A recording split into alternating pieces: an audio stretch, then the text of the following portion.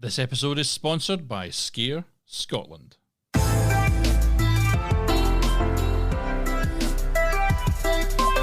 Hello and welcome to Film Pro Productivity and Success, the podcast that helps film professionals and other creative people to live a more focused, effective and happy life. My name is Carter Ferguson and this is episode 115, Taking Breaks and Holidays, or the Importance of a Little R&R. Spend the afternoon. You can't take it with you. Pulitzer Prize-winning author and Dillard, unquote. And in last week's show, I talked about the proverb, the truism, as it were, no good deed goes unpunished. And it ran a little bit longer than I wanted to. It was something like 17 minutes in the end. And that happened because I had so many examples of good deeds that I'd done that had backfired on me. And I kind of wanted to include them all. And this show today is a little bit longer too, but I'll explain about why that is at the very end. Hang on in there. It's not that long. I don't know how long it is yet. I've not started recording. Let me get into it. So, taking breaks and holidays. All adults suffer from one form of stress or another, whether it's work life or family life or employment or unemployment, deadlines, bills, relationships, the list goes on. I think as a freelancer working in any creative sphere, there's a whole load of additional worries that come with that as well. And I just think this is a topic worth getting into. According to Susan Krauss-Whitbourne, a professor of psychological and brain sciences at the University of Massachusetts, Amherst, stress takes its toll in part on our body's ability to resist infection, maintain vital functions, and even the ability to avoid injury. Stress can lead to all kinds of health problems, including depression, anxiety, and even memory loss. Our decision-making ability can be severely impaired by stress. That's why it's relevant to this productivity show. Krauss says that vacations have the potential to break into the stress circle. We emerge from a successful vacation, she says, feeling ready to take on the world again. We gain perspective on our problems, get to relax with our families and friends, and get a break from our usual routines. I'd add to that, and I might have mentioned this before, that when I trained in swords, I worked with Professor Bert Bracewell, and I became a fencing coach for all the three weapons. And one of the things that's important when you're learning that, because your body's learning how to move differently, is that you have a period of reflection along the way, is what he called it. And that is, we wouldn't do, if we were, each week that we learned it, I was getting one class a week initially, we wouldn't learn much further than what he had decided, because our body and our brains needed to process what we had learned that day and then reapply it the next week when we learned new things. If we tried to teach fencing in 9 hours, say, and teach it all, the body couldn't learn it, the brain couldn't handle it, and you would be a danger to yourself and to others if you had a sword in your hand, to be honest, as well. This is a problem that comes up again and again. Not that I do that much theatre anymore, but a theatre company will say, can you come and do a sword fight with these two people, and can you do it in 2 hours? And invariably my answer is no. There are fight directors out there that will do it, but it's bloody insanity if you ask me. Anyway, I went off on a trip there. I've wanted to dip into this for a good while, as I didn't take a holiday for 18 years, and when I did stop, 18 years, you heard me right, but when eventually I stopped, it was not because I chose to, but because I had to. I crashed and burned in a spectacular breakdown in 2012. It wasn't spectacular to me, I'll tell you, but this break, the first break I'd had in 18 years, was forced upon me at that point. And I think sometimes we can get lost in the creativity of our work, and when we work as creatives, and in the focus that we bring to it. But if we give ourselves a break, literally and figuratively, we could all do a lot better.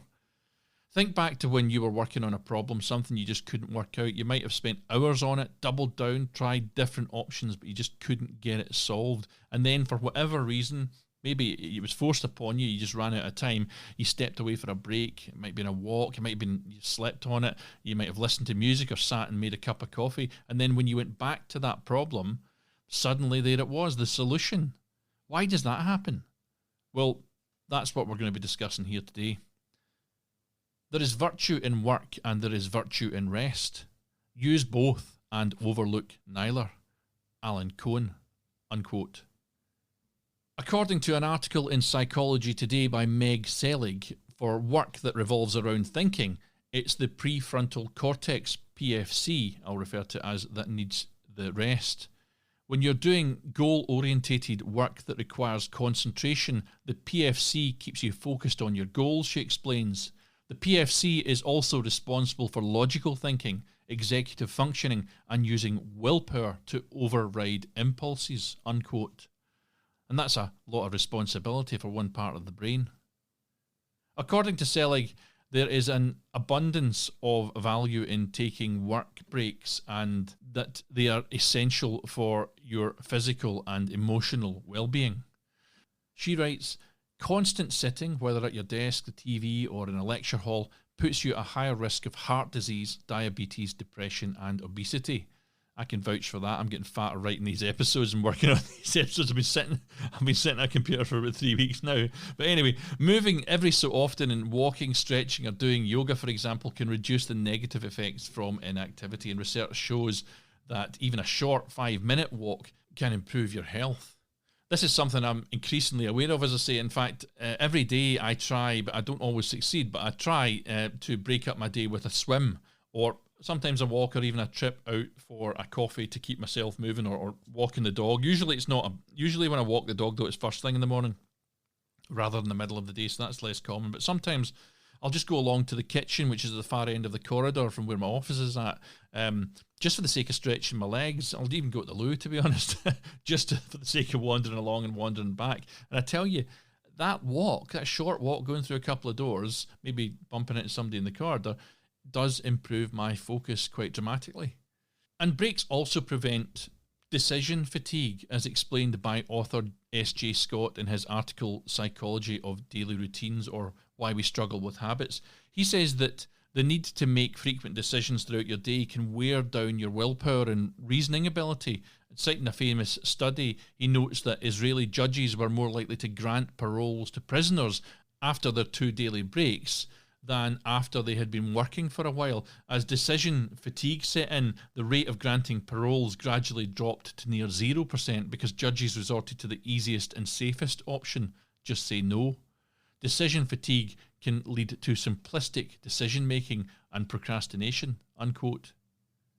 And breaks also restore motivation, especially for long-term goals. And according to author Nir Eyal, when we work, our prefrontal cortex makes every effort to help us to execute our goals. But for a challenging task that requires our sustained attention, research shows too that briefly taking our minds off the goal can renew and strengthen motivation later on.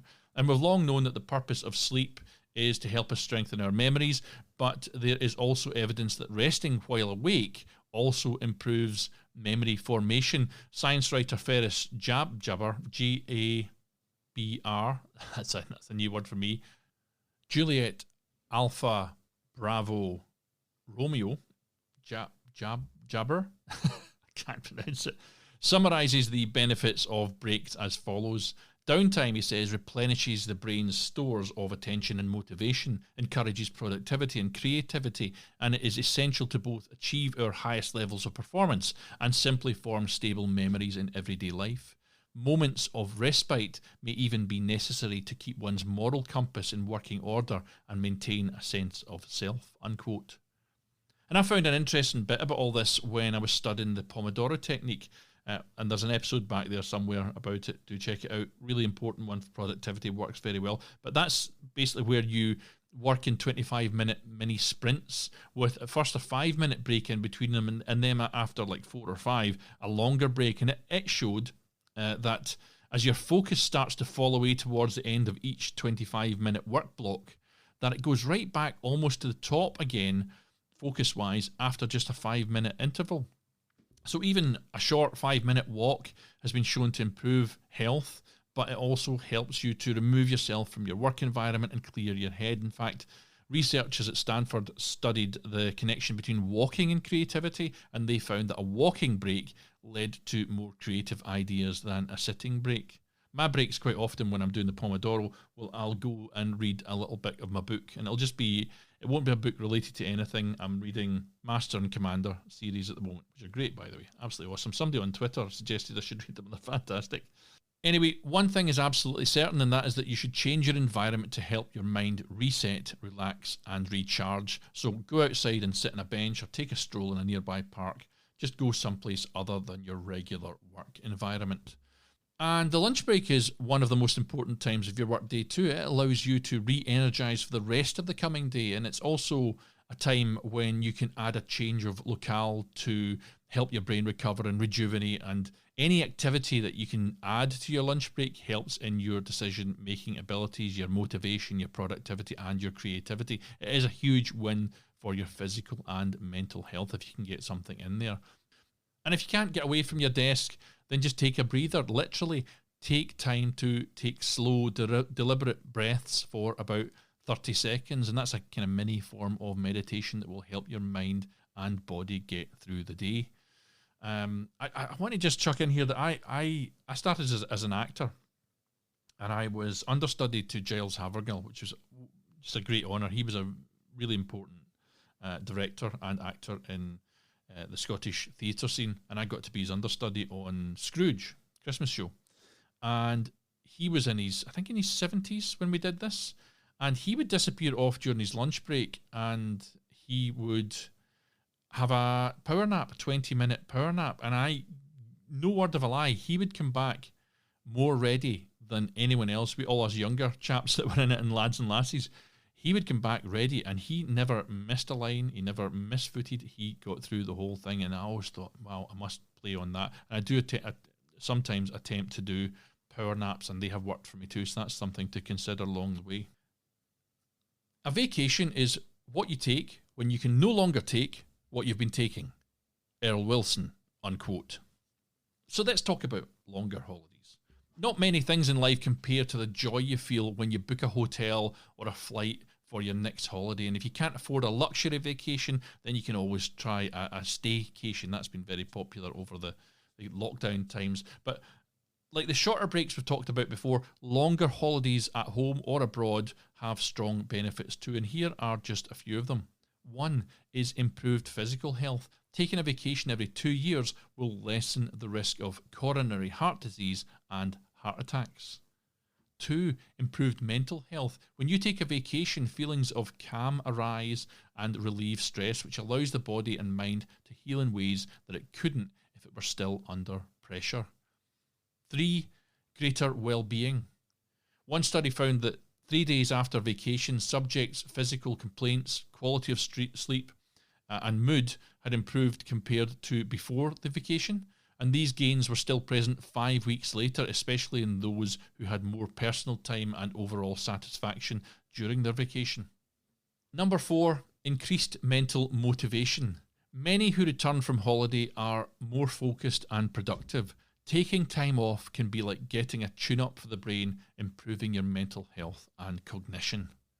Number 5, improved family relationships. Spending time enjoying life with loved ones can keep relationships strong. And a study by the Arizona Department of Health and Human Services found that women who take vacations were more satisfied with their marriages. I can't say that the men were because I don't have that noted down in front of me, but the women certainly were. Number 6, decreased burnout. Employees who take regular time to relax are less likely to experience burnout, making them more creative and productive than their overworked, under-rested counterparts. And finally, number 7, boosted happiness. Research shows that planning a holiday can boost your happiness. Just planning it. Some people experience an elevated mood up to 8 weeks before they even go on the trip. After a while, just staying alive becomes a full-time job. No wonder we need a vacation. Michael Zadurian, unquote. So don't take breaks and holidays for granted, folks. Don't just dismiss them because you've got more important things to do. It's all in the name of good health. Take a holiday if you can, because a vacation can help you to feel refreshed and more prepared to handle whatever comes when you return. And breaks, small breaks, increase productivity and creativity too. Anyone who's logged long hours without any breaks will know how stressful and exhausting it can be. So inserting breaks into your workday will refresh your mind and massively improve your creativity and your motivation. Your call to action today is to check that you're taking breaks when you need them, and just consider it. And I'd also encourage you, if you want, to surf the web a little and see if you can find an inspiring holiday spot to look forward to. There's tons of stuff online. Go and have a look around and see if there's somewhere cool you want to go. And maybe, just maybe, you might find yourself booking it and looking forward to it. Today's episode was not written by me. It was written by my friend Ian O'Neill, who some of you may know from the How They Did It Filmmaking podcast. And it was originally meant to go out in 2020.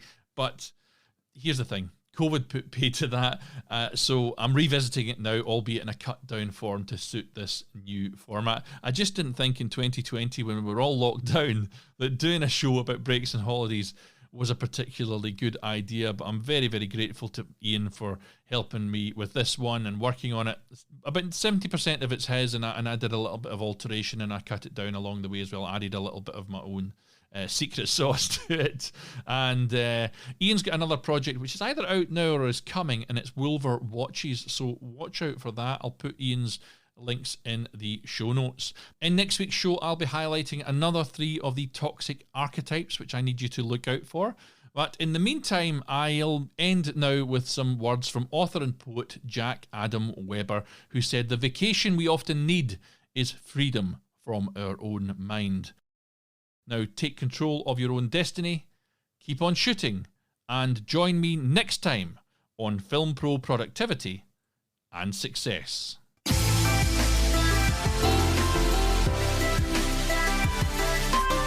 The executive producer on this season is Christopher McPhillips from Artos Digital. Go check out his links in the show notes. He's an awesome guy, very talented.